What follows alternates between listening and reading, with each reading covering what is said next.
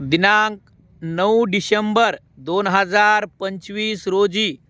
Totewad physical academy नांदेडचे विद्यार्थी running व सर्व वर्कआउट संपल्यानंतर शेवटी मेडिटेशन करतेवेळेस तोटेवाड फिजिकल अकॅडमी नांदेडचे विद्यार्थी व विद्यार्थिनी